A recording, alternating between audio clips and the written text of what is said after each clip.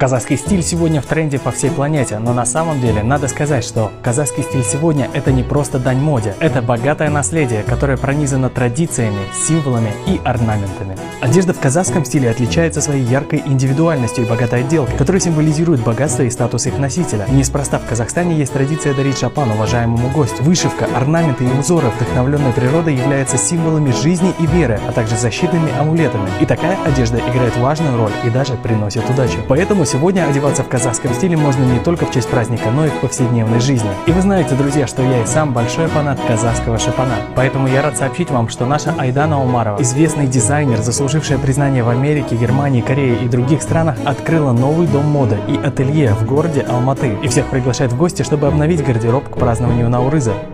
Я, кстати, это уже сделал, а для вас размещу адрес в описании к видео.